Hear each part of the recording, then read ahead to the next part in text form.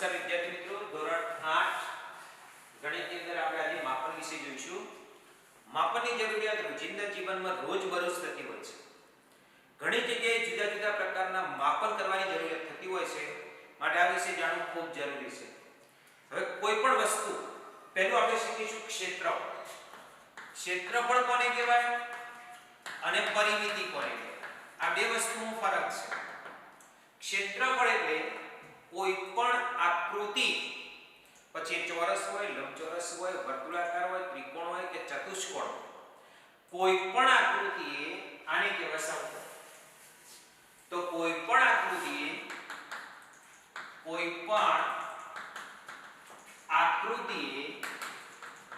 સમતલમાં રોકેલી જગ્યાના માપને ક્ષેત્રફળ કહે છે. કોઈ પણ આકૃતિ હોવાનો મતલબ એ થયો કે ચોરસ હોય, ત્રિકોણ હોય, લંબચોરસ હોય, ચતુષ્કોણ હોય કે વર્તુળ હોય, એ જે આકૃતિ છે આ સમતલમાં કેટલી જગ્યા રોકે છે. આવી રીતે હોય ત્રિકોણ, આ વર્તુળ, આવું ચોરસ, આ ચતુષ્કોણ, તો એ આ સમતલમાં આ જે ભાગ રોકેલી જગ્યા છે આ ટોટલ ભાગને આ આકૃતિનું ક્ષેત્રફળ કહેવાય. અને ત્રિકોણનું ક્ષેત્રફળ, વર્તુળનું ક્ષેત્રફળ, ચોરસનું ક્ષેત્રફળ અને ચતુષ્કોણનું ક્ષેત્રફળ, બરાબર, આ રીતે ક્ષેત્રફળ તરીકે ઓળખવામાં આવે. હવે બીજો પ્રશ્ન થયો પરિમિતિ. પરિમિતિની જરૂરિયાત ક્યારે પડે? ઘરની અંદર, બાથરૂમની અંદર ટાઇલ્સ મારવી હોય ને તો એને ક્ષેત્રફળની જરૂર પડે. ખેતર ખેડવા માટે, ખેતર ખેડવું હોય તો આખા ખેતરમાં હળ ફરે ચોરસ ખેતરની અંદર, તો એ ક્ષેત્રફળની જરૂર પડે. કોઈ ત્રિકોણાકાર, વર્તુળાકાર કે ચોરસ બગીચો હોય ને અંદર લોન ઉગાડવી હોય ત્યારે બી ક્ષેત્રફળની જરૂર પડે. એ ટોટલ ભાગ રોકાય છે. પણ એ જ બગીચો વર્તુળાકાર કે ચોરસ હોય અને તમારે એની ફરતે તારની વાડ કરવી છે, અન્ય પશુ અંદર ના આવે, એવી રીતે આવી રીતે ખાલી તારની કોરે ફરતે વાડ કરવી છે, ત્યારે પરિમિતિ શબ્દ વપરાય. પરિમિતિ એટલે કોઈ પણ આકૃતિના ધારના માપને પરિમિતિ કહે છે. આ ત્રિકોણ હોય તો ત્રિકોણના ધારનું માપ, આ વર્તુળના ધારનું માપ, ચોરસના ધારનું માપ, ચતુષ્કોણના ધારનું માપ, આવી રીતે કોઈ પણ માત્ર ધાર જ આવે, એમાં વચ્ચેનો ભાગ આવે નહીં. આ વચ્ચેના ભાગને ક્ષેત્રફળ કહેવાય અને ધારના માપને પરિમિતિ કહેવાય. કોઈ પણ આકૃતિના ધારના માપને તે આકૃતિની પરિમિતિ કહે છે, એને પરિમિતિ કહેવાય. ફરતે વાડ કરવી હોય તો વાડ કેટલા મીટર થશે એ પરિમિતિમાં આવે, બરાબર. આ જ આકૃતિ છે તો આપણે આને જે વચ્ચેનો ભાગ છે એને ટોટલ ક્ષેત્રફળ કહેવાય અને આ જે ધારનું માપ છે એને આપણે પરિમિતિ તરીકે ઓળખીએ છીએ. હવે આપણી પાસે લગભગ 5 થી 6 પ્રકારની આકૃતિઓ હોય છે.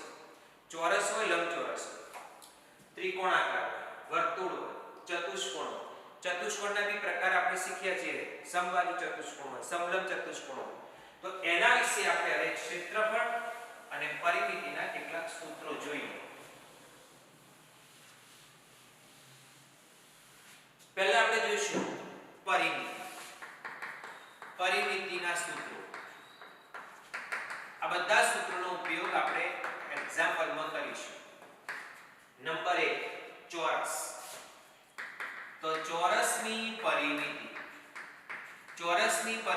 ચોરસની ચારે ચાર બાજુ સરખી હોય તો 4 ગુણ્યા લંબાઈ લખો, અને એને શોર્ટમાં લખવું હોય તો ઇંગ્લિશની અંદર 4l સૂત્રનો તમે ઉપયોગ કરી શકો. l મતલબ લંબાઈ એટલે 4 ગુણ્યા l. એવી રીતે બીજું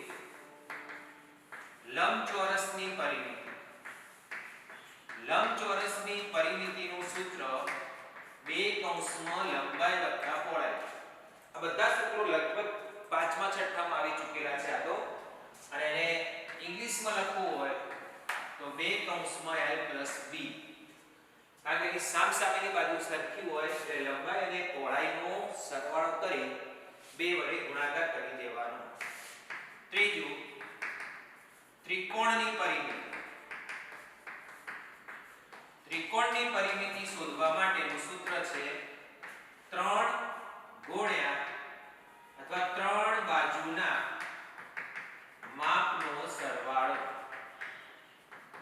આવી આ ત્રિકોણની પરિમિતિમાં 3 બાજુના માપનો સરવાળો એટલે ત્રિકોણમાં 3 જ બાજુ હોય, પણ જો આપણે એવું લખીએ કે સમબાજુ ત્રિકોણની પરિમિતિની વાત કરીએ તો સમબાજુ ત્રિકોણની પરિમિતિ 3l લખાય. 3l નો મતલબ એ થયો કે 3 ગુણ્યા બાજુ, કારણ કે સમબાજુમાં ત્રણે ત્રણ બાજુના માપ સરખા હોય છે, માટે એના માટે 3 ગુણ્યા બાજુ લખી દેવાય. એના પછી ચતુષ્કોણ, અને એ પણ સમાંતર બાજુ ચતુષ્કોણની પરિમિતિ. સમાંતર બાજુ ચતુષ્કોણની પરિમિતિ આવશે 2 કૌંસમાં એટલે 2 ગુણ્યા 2 પાસેની બાજુની લંબાઈ. જો કે આમ જોવા જઈએ સમાંતર બાજુના માપની પરિમિતિ એટલે સેમ ટુ સેમ લંબચોરસની પરિમિતિ. કારણ કે લંબચોરસની પરિમિતિમાં 2 ગુણ્યા લંબાઈ વત્તા પહોળાઈ છે, અને લંબાઈ અને પહોળાઈ એ પાસેની જે બાજુઓ જ થઈ. તો એવી જ રીતે સમબાજુ ચતુષ્કોણ માટે પણ 2 કૌંસમાં આ 2 ગુણ્યા કૌંસમાં 2 પાસેની બાજુની લંબાઈ વત્તા પહોળાઈ. પણ આપણે લંબાઈ વત્તા પહોળાઈ એટલા માટે નથી લખી કારણ કે એ ચાર બાજુમાં લંબાઈ અને પહોળાઈમાં છે, સમાંતર બાજુ ત્રાંસુ છે અને આમાં કાટખૂણે છે એટલે આપણે લંબાઈ વત્તા પહોળાઈ લખેલી છે. આવી રીતે સમબાજુ પૂછાય. સમબાજુ ચતુષ્કોણની પરિમિતિ. તો સમબાજુ ચતુષ્કોણની પરિમિતિ એટલે સમબાજુ ચતુષ્કોણની ચારે ચાર બાજુ સરખી છે, ચાર બાજુનો સરવાળો એટલે એમાં પણ ફોરેન સૂત્ર આ ચોરસની માફક આ જમચોરસની પરિમિતિમાં ફોરેલ 4 ગુણ્યા લંબાઈ, એવી રીતે સમબાજુમાં પણ ફોરેલ સૂત્રનો ઉપયોગ કરી શકાય. અને પાંચમું છે વર્તુળની પરિમિતિ. હવે વર્તુળની પરિમિતિને પરિઘ શબ્દ નામ આપી શકાય. વર્તુળની પરિમિતિને આપણે પરિઘ કહી શકીએ. હવે પરિઘ એટલે વર્તુળની ધારનું માપ અને પરિમિતિ એટલે પણ વર્તુળની ધારનું માપ. તો આને પરિઘ શબ્દ પણ કહી શકીએ. અને પરિઘનું સૂત્ર આપણને કદાચ ખ્યાલ હશે, સાતમામાં આવી ચૂકેલું છે 2πr. 2 ગુણ્યા પાઈ એટલે 22/7. સૂચના ન હોય તો 22/7 લેવાનું, નહીતર પાઈની કિંમત સૂચના હોય તો 2 દશાંશવાળી સ્થળની કિંમત છે 3.14 અને પાઈ બરાબર 3.14 બી લઈ શકો જો સૂચના આપી હોય, નહીતર પાઈની જગ્યાએ 22/7 લઈ શકાય. અને r એટલે ત્રિજ્યા. હવે બીજી એક વાત કહી દઉં કે જે પાઈ છે એ ગ્રીક ભાષાના બારાકડીનો 17મો અક્ષર છે. એના માટે મહાન ગણિત તજજ્ઞ ભારતના શ્રી રામાનુજને એને જે સૂત્ર આપે છે બીજગણિતના, એના આધારે પાઈની કિંમત નક્કી કરેલી છે. તો આ જે મેં કહ્યું આ માત્ર પરિમિતિના સૂત્રો છે, અને આ પરિમિતિના સૂત્રો હાલ 11.1 ના એક્ઝામ્પલમાં ઉપયોગી છે એવા છે. બરાબર. હાલ આપણે જે શીખી રહ્યા છીએ ત્રણ વસ્તુ માટે શીખી રહ્યા છીએ: ચોરસ, લંબચોરસ કે ચોરસ, ત્રિકોણ, પછી ચતુષ્કોણ અને વર્તુળ. જો ચોરસની પરિમિતિ 4 ગુણ્યા લંબાઈ, લંબચોરસની 2 કૌંસમાં l + b, ત્રિકોણની પરિમિતિ એટલે 3 બાજુનો સરવાળો, સમબાજુ હોય તો 3 ગુણ્યા બાજુ. એવી રીતે સમાંતરની એટલે 2, ટૂંકમાં પરિમિતિ એટલે ચારે ચાર બાજુના માપનો સરવાળો, અને વર્તુળની પરિમિતિ એટલે પરિઘ. હવે આપણે આ જે વસ્તુ શોધી એના ક્ષેત્રફળનો ઉપયોગ કરીએ. કારણ કે ક્ષેત્રફળની પણ જરૂરિયાત પડશે.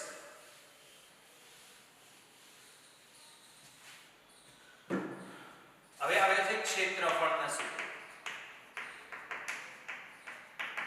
ક્ષેત્રફળના સૂત્રો નંબર 1 ચોરસ. કેવી રીતે દઈએ આપણે?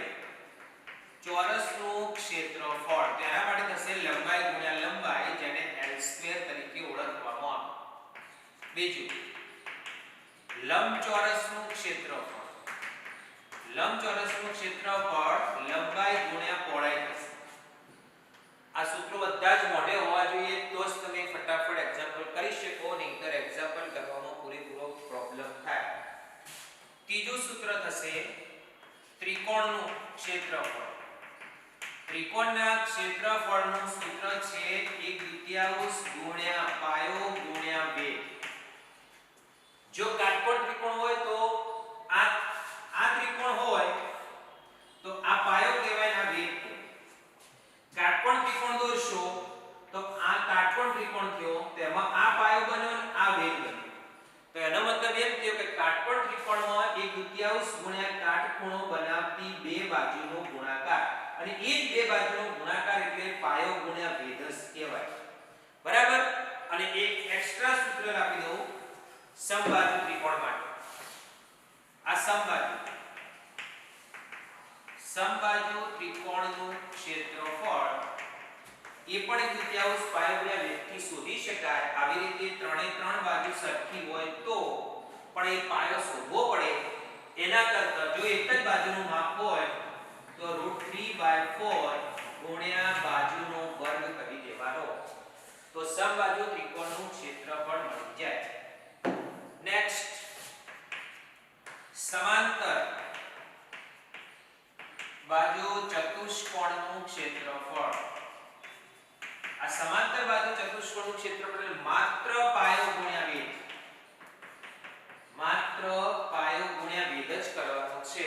હવે સમાંતર બાજુમાં એક તો સમબાજુ પણ આવે કે સમબાજુ ચતુષ્કોણનું ક્ષેત્રફળ શોધવું હોય તો આ સમબાજુનું ક્ષેત્રફળ એ સમાંતર બાજુ કહી શકાય. માટે એમાં પણ જો પાયો ને વેધ હોય તો પાયો ગુણ્યા વેધ કરી શકો, પણ એમાં વેધ ના હોય, માત્ર બાજુ હોય અથવા વિકર્ણ આપ્યા હોય તો એના પરથી સૂત્ર છે 1/2 ગુણ્યા બે વિકર્ણોનો ગુણાકાર. એકે બાજુનું માપ ન હોય કે વેધ પણ ન હોય પણ વિકર્ણ દોર્યા હોય તો સમબાજુ ચતુષ્કોણનું ક્ષેત્રફળ છે 1/2 ગુણ્યા બે વિકર્ણોનો ગુણાકાર. અને એવી જ રીતે સમલંબ ચતુષ્કોણના ક્ષેત્રફળનું પણ સૂત્ર છે 1/2 ગુણ્યા બે સમાંતર બાજુના માપનો સરવાળો. સૌથી મોટું સૂત્ર આવ્યું 1/2 ગુણ્યા બે સમાંતર બાજુના માપનો સરવાળો ગુણ્યા બે સમાંતર બાજુ વચ્ચેનો લંબ અંતર એટલે સીધું અંતર. આ સૂત્રની મદદથી તમે સમલંબ ચતુષ્કોણના ક્ષેત્રફળ શોધી શકો છો. અને પાંચમું, આપણે જે પેલી વખતે પાંચ સૂત્રો મેળવ્યા પરિમિતિ એ સિસ્ટમે વર્તુળનું ક્ષેત્રફળ. જો વર્તુળનું ક્ષેત્રફળ પૂછાય તો πr². હવે વર્તુળ પરથી તમને અર્ધવર્તુળે આવડે ને ચતુર્થાંશ વર્તુળે આવડે. અર્ધવર્તુળ કે આ વર્તુળના ક્ષેત્રફળને અડધું કરવાનું. πr² છે એની જગ્યાએ 1/2 πr² બે વડે ભાગો એટલે અડધું થઈ જાય. અને ચતુર્થાંશ કે તો ત્રીજા ભાગ ચોથા ભાગનું કરવાનું. 1/4 ગુણ્યા πr² અથવા πr² ભાગ્યા 4. બરાબર.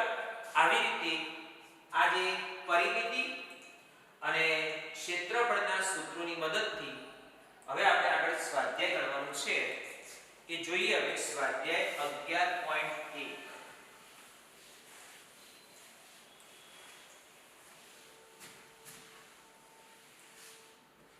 જોઈ લો હવે પહેલું સ્વાધ્યાય છે.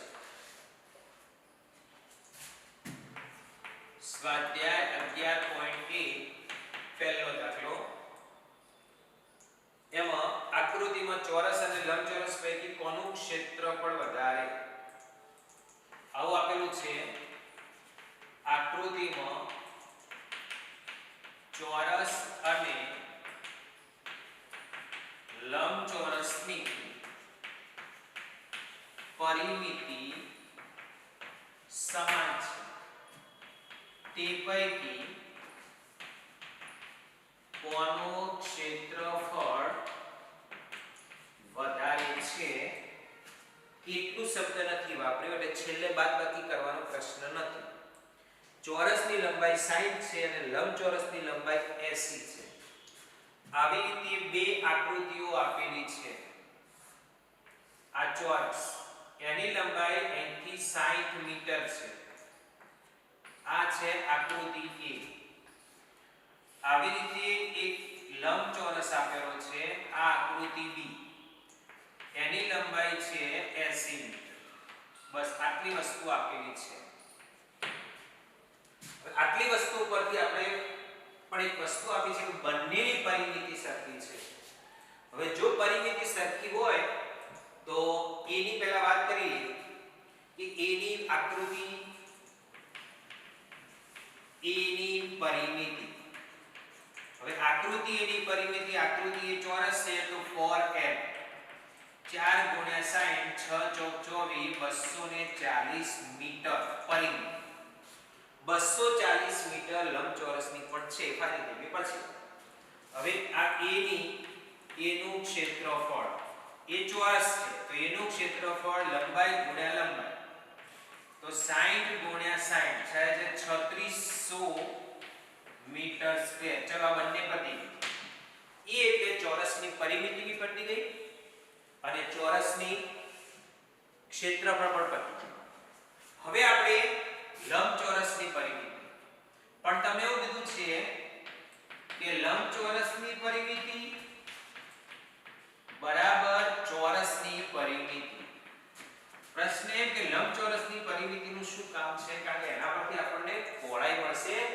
લંબચોરસના ક્ષેત્રફળનું સૂત્ર છે લંબાઈ ગુણ્યા પહોળાઈ. લંબચોરસની પરિમિતિ 2 કૌંસમાં l + b અને આની પરિમિતિ આવી 240. આ સુધી હવે જો આ બે છેદમાં જતા રહેશે, લંબાઈ આપી 80 તો 80 + b 240 ભાગ્યા 2 એટલે 120 આવે.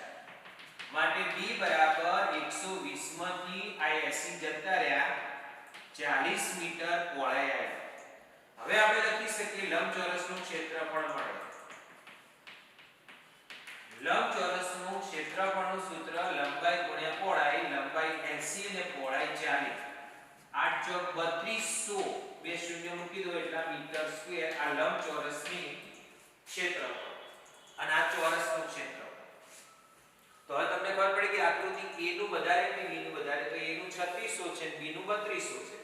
તો એના પરથી એમ કહી શકાય કે આકૃતિ b કરતા a નું ક્ષેત્રફળ વધારે છે. કેટલું તો શોધવાનું નથી, કેટલું કે તો 400 આવે, 3600 માંથી 3200 બાદ કરો એટલે આકૃતિ b કરતા a નું ક્ષેત્રફળ વધારે છે એમ લખો, તો આકૃતિ a નું ક્ષેત્રફળ b કરતા વધારે છે એવો શબ્દ વાપરો. તો આવી રીતે એકની પરિમિતિ મળી જાય તો એના પરથી બીજીની પરિમિતિ પરથી આપણે લંબાઈ કે પહોળાઈ શોધી અને ક્ષેત્રફળ શોધી શકાય છે. બીજો એક્ઝામ્પલ જોઈએ.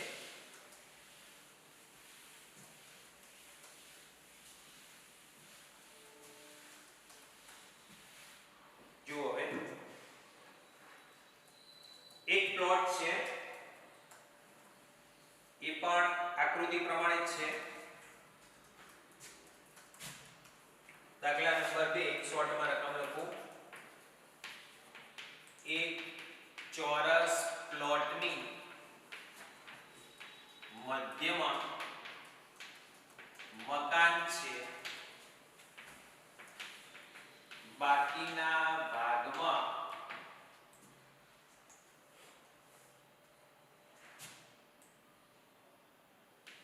₹55 પ્રતિ મીટર સ્ક્વેરના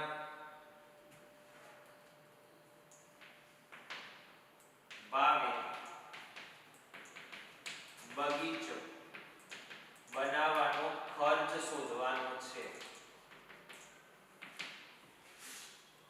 હવે આ ખર્ચ શોધવા માટે આકૃતિ આવી આપી છે. આકૃતિ બરાબર જોજો. આવો એક ચોરસ છે, આમાં પણ 25 મીટર, આટલેથી આટલું અને આટલેથી આટલું માપ પણ 25 મીટર જ છે. આ રીતે ચોરસ છે એટલે લંબાઈ પહોળાઈ સરખી હોય અને વચ્ચે મકાન છે. એ મકાન આ ટાઈપ છે, લંબચોરસ, અને આ મકાનનું આ માપ 20 મીટર છે અને આર્ય માપ 15 મીટર છે. તો એનો મતલબ કે મકાન લંબચોરસ છે. બાકીના ભાગમાં અહીંયા બાકીના બધા કોરેમોરે ભાગમાં બગીચો બનાવવાનો છે. એ બગીચાના 1 મીટર સ્ક્વેરના ભાવે રૂપિયા કેટલો ખર્ચ થાય? પહેલા તો એનું ક્ષેત્રફળ શોધવું પડે. બગીચાનું ક્ષેત્રફળ શોધવા માટે કશું કરવાનું નહીં, એકદમ ઈઝી. ચોરસ પ્લોટનું શોધવાનું એટલે બધું મળી જાય. એમાંથી મકાનનું શોધવાનું. આ મકાન છે. આ મકાનનું શોધ્યા પછી એને બાદ કરી દેશો એટલે ખાલી બગીચાનું વધ્યું. પછી પદ મૂકીશું 1 મીટર સ્ક્વેરના 55 રૂપિયા. તો બગીચા પ્રમાણે કેટલું? 4 સ્ટેપનો દાખલો છે. પહેલું સ્ટેપ ચોરસનું ક્ષેત્રફળ, બીજું સ્ટેપ મકાનનું ક્ષેત્રફળ, ત્રીજું સ્ટેપ બગીચાનું, ચોરસમાંથી મકાન બાદ કરે બગીચાનું, અને ચોથું સ્ટેપ પદ મૂકી અને જવાબ. જુઓ, પહેલા તો આપણે જોઈએ ચોરસનું ક્ષેત્રફળ લંબાઈ ગુણ્યા લંબાઈ 25 ગુણ્યા 25, 25 નો વર્ગ 625 મીટર સ્ક્વેર. હવે જો તમને કહું પરિમિતિ હોય તો સેમી કે મીટર લખાય, પર ક્ષેત્રફળ હોય તો ચોરસ સેમી કે ચોરસ મીટર લખાય. ચોરસ શબ્દ વાપરો કે મીટર સ્ક્વેર વાપરો, એકને એક વસ્તુ છે. હવે આવશે મકાનનું ક્ષેત્રફળ. હવે મકાનમાં લંબાઈ અને પહોળાઈ જુદી જુદી છે, તો એનો મતલબ કે મકાન લંબચોરસ થયું. મકાનનું ક્ષેત્રફળ લંબાઈ ગુણ્યા પહોળાઈ 20 ગુણ્યા 15, 15 દુ 30, 300 મીટર સ્ક્વેર. આટલું મકાન. હવે આવશે બગીચાનું ક્ષેત્રફળ. બગીચાનું ક્ષેત્રફળ બરાબર ચોરસનું ક્ષેત્રફળ માઈનસ મકાનનું ક્ષેત્રફળ. ચોરસનું ક્ષેત્રફળ 625 મીટર સ્ક્વેર માંથી 300 મીટર સ્ક્વેર બાદ કરો તો 600 માંથી 300 ગયા એટલે 325 મીટર સ્ક્વેર. આટલો બગીચો બને. હવે પદ મૂકીએ 1 મીટર સ્ક્વેર.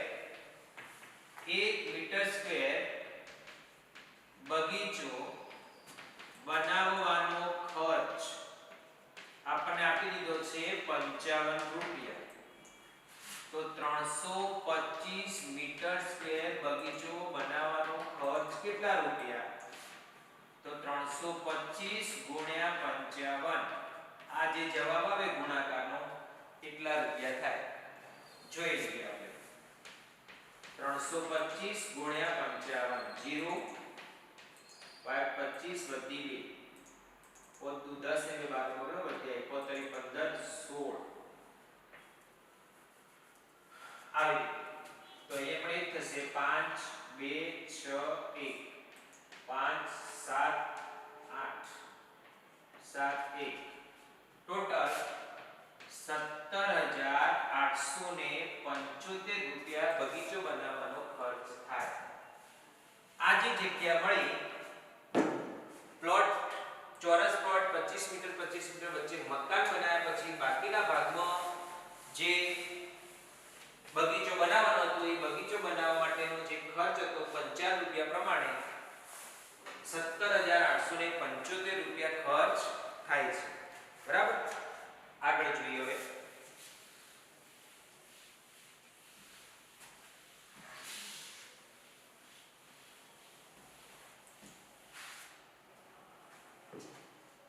ત્રીજો દાખલો.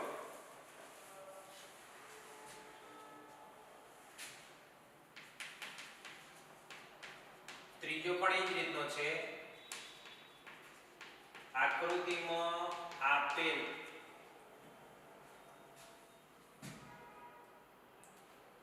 બગીચાની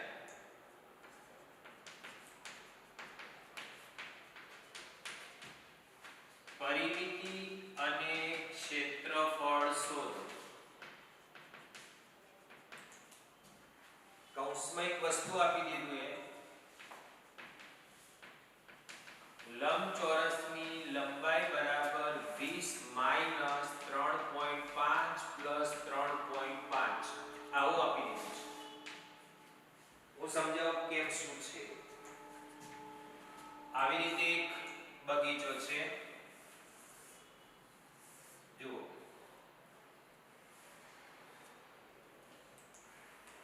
આવો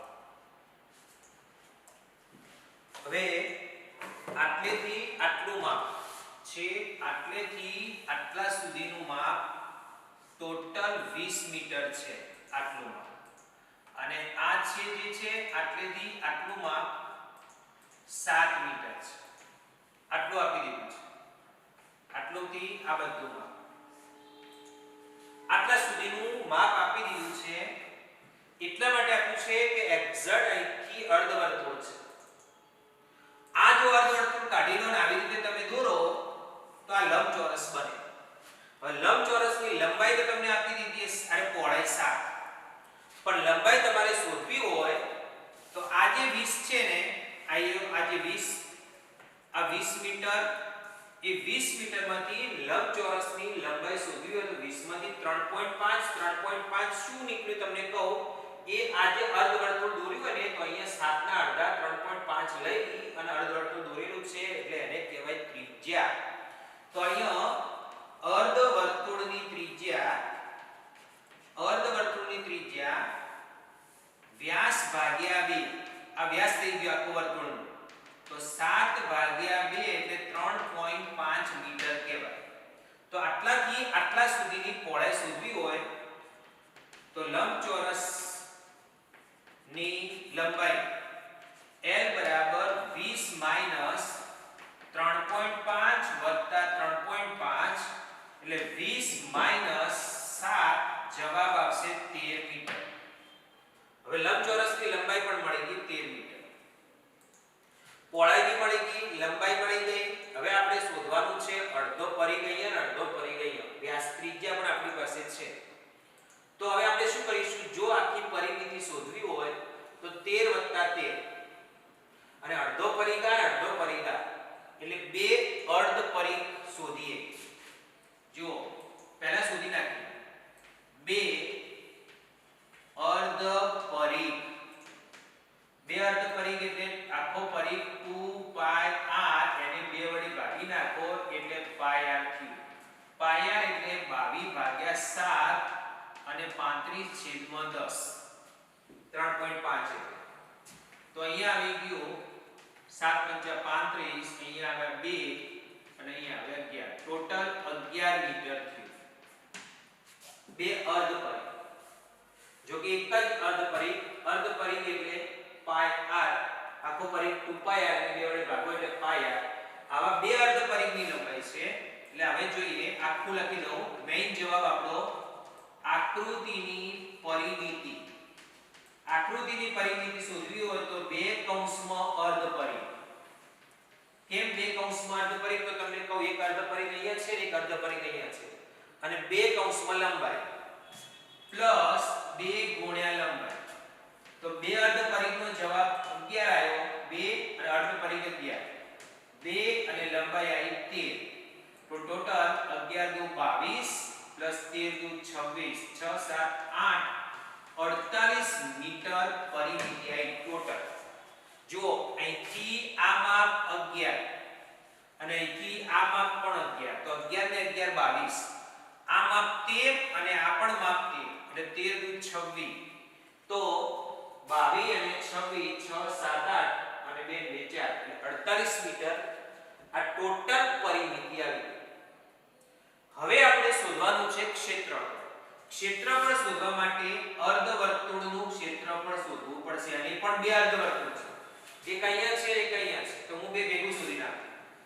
બે અર્ધવર્તુળનું ક્ષેત્રફળ, બે અર્ધવર્તુળનું ક્ષેત્રફળ એટલે વર્તુળનું ક્ષેત્રફળ πr², એને 2 વડે ભાગો એટલે અર્ધવર્તુળ પણ એને 2 શોધવાના છે, એટલે 2 ઉડી ગયા, કારણ કે બે અર્ધવર્તુળ માટે 2 વડે ગુણાકાર છે. તો 22/7, 35 નીચે 10 અને 35 નીચે 10. જો 7 × 35, 5 × 10 અને 2 × 11. હવે આપણે ગુણાકાર કરીએ. 11 × 35, 0 3 3, 5 5 × 5, 5 8 3, ટોટલ 385/10 એટલે 38.5 મીટર સ્ક્વેર. આ બે અર્ધવર્તુળનું ક્ષેત્રફળ ભેગું આટલું મળે. હવે આ આકૃતિનું ભેગું ક્ષેત્રફળ શોધીએ. એટલે ટોટલ ક્ષેત્રફળ બરાબર જોજો ટોટલ આકૃતિનું ક્ષેત્રફળ આવશે બે અર્ધવર્તુળનું ક્ષેત્રફળ પ્લસ લંબચોરસનું ક્ષેત્રફળ બે અર્ધવર્તુળનું ક્ષેત્રફળ આપણી પાસે છે જ 38.5 મીટર સ્ક્વેર એ શોધવાની જરૂર નથી પ્લસ લંબચોરસનું ક્ષેત્રફળ લંબાઈ ગુણ્યા પહોળાઈ સૂત્ર લઈ મૂકો 13 ગુણ્યા 7 લંબાઈ ગુણ્યા પહોળાઈ એટલે 38.5 પ્લસ 13 સિત્તા 91 એટલે આ 0.5 8 ને 1 9 9 3 12 129 મીટર સ્ક્વેર આ જે અહીંથી સ્ટાર્ટ કરીએ તો આમ થઈ અને આ 4 રાઉન્ડ મારીએ એને પરિમિતિ કહેવાય અને આ પરિમિતિ ટોટલ 48 મીટર આવી આમ થઈ અને આ ટોટલ આમથી આમ રાઉન્ડ મારીએ આ જો 48 મીટર આ પરિમિતિ અને આ ટોટલ જગ્યા કેટલી છે કે આ ટોટલ જગ્યા આપણને મળી એ ક્ષેત્રફળ કહેવાય અને આ ટોટલ જગ્યા આપણને મળી 129.5 મીટર સ્ક્વેર બરાબર આ રીતે દાખલો ગણી શકાય હવે આગળ જોઈએ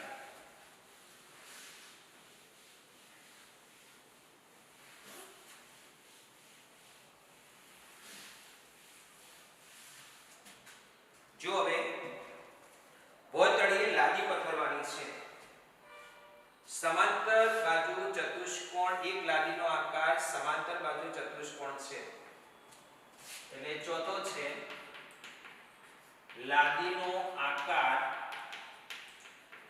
સમાંતર બાજુ છે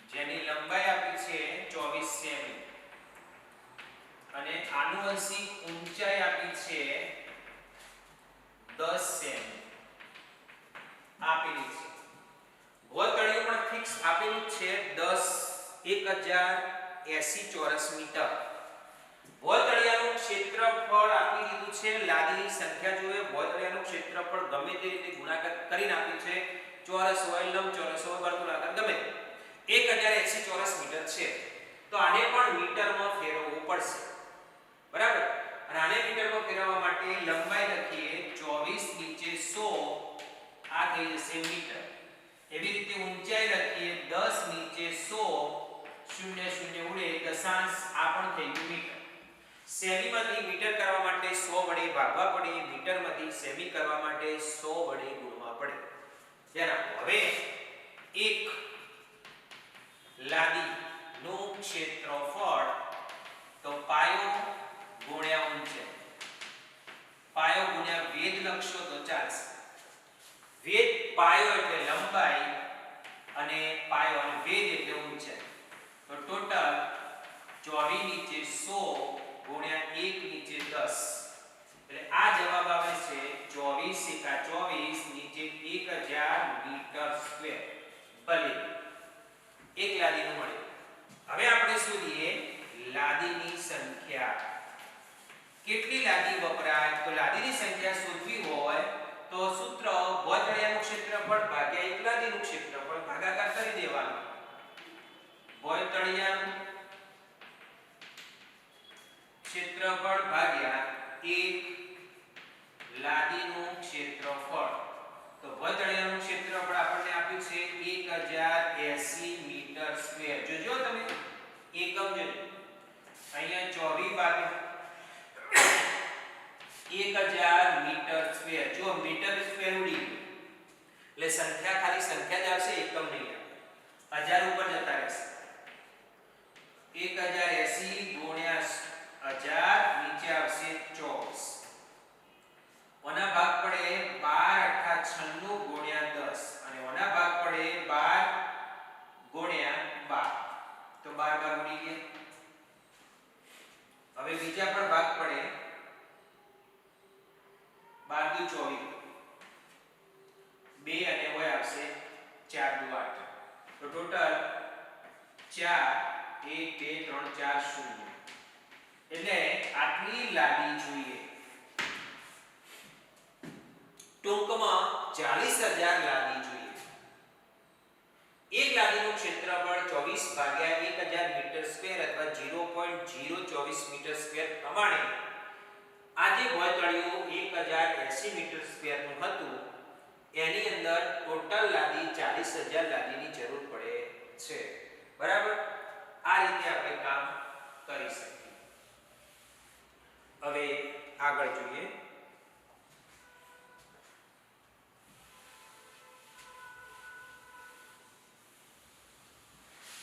પાંચમો એક્ઝામ્પલ આપેલું છે. જુદા જુદા આકાર આપેલા છે. એ આકારમાં એક કીડી પરિભ્રમણ કરે છે એટલે હું શોર્ટમાં રકમો લખું છું. એવું લખી દઈશ કે પ્રશ્ન 5 આકૃતિની પરિમિતિ શોધો. ચલો પરિમિતિ શોધીએ. એમાં ત્રણ આકૃતિ છે, એમાં પહેલીની શોધી લઈએ. નંબર 1 આવી આપી છે. કમ્પ્લીટલી અર્ધવર્તુળ અહીંથી અહીંયા 2.8 સેમી. આ વ્યાસ દેખાય તમને.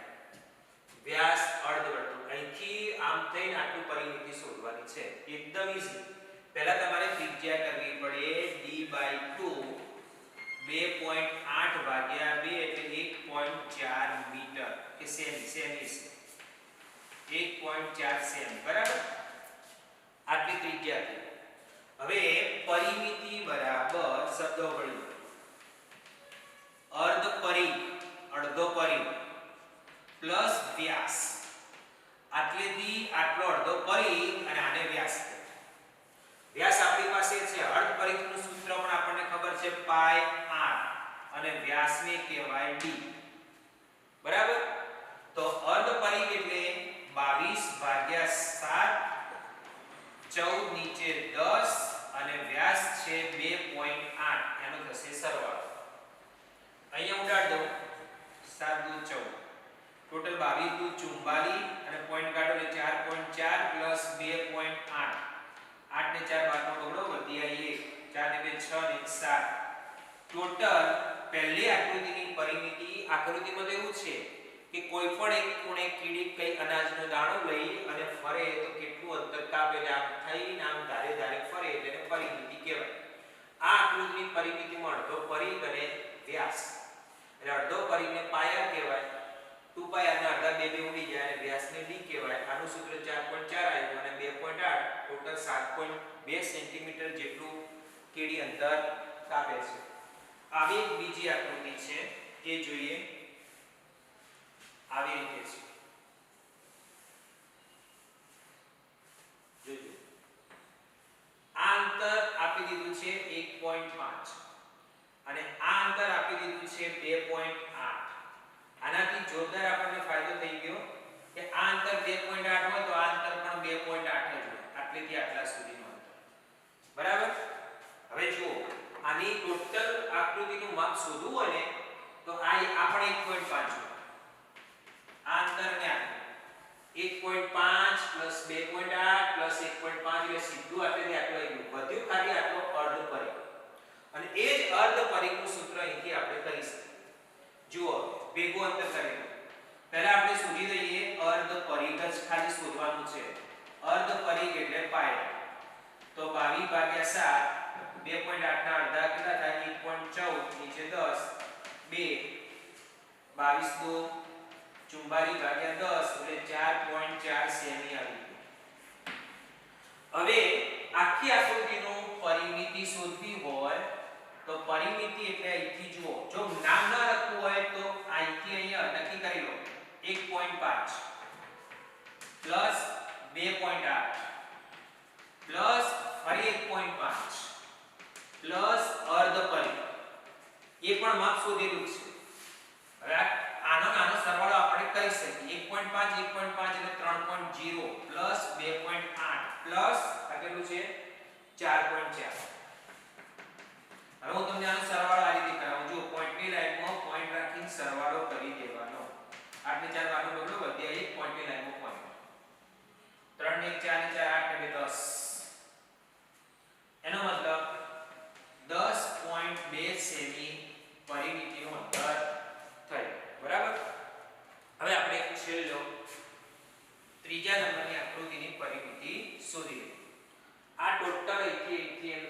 માપ 10.2 સેન્ટીમીટર થાય.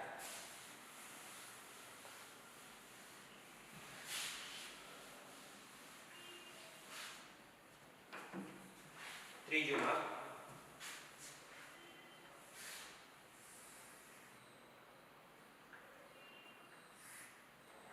આવું છે.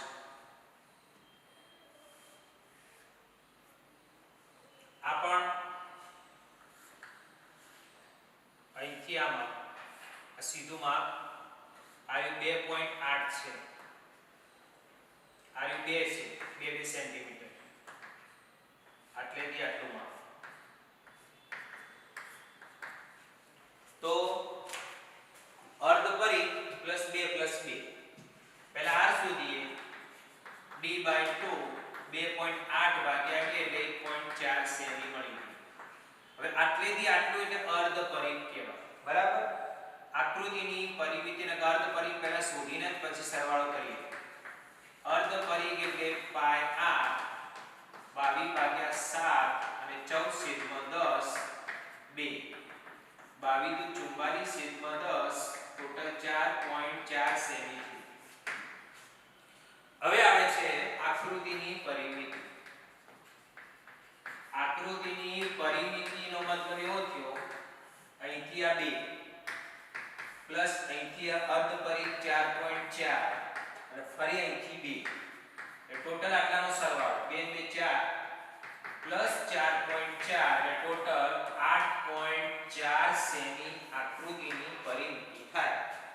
આવી રીતે આજે આકૃતિ ત્રણ આકૃતિ જે હતી ને એ સંયોજિત આકૃતિ કહેવાય, જેમાં કેટલોક ભાગ ત્રિકોણાકાર તમને દેખાય, કેટલોક વર્તુળાકાર પણ દેખાય, કેટલોક ચોરસ દેખાતો હતો, આગળ એક આકૃતિ લંબચોરસ આકાર હતો, અંદર વર્તુળાકાર હતો.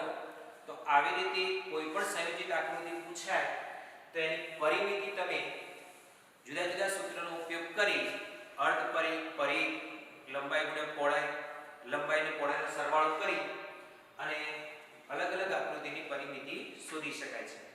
અહીંયા આપણે સ્વાધ્યાય 11.1 પૂરું કર્યું.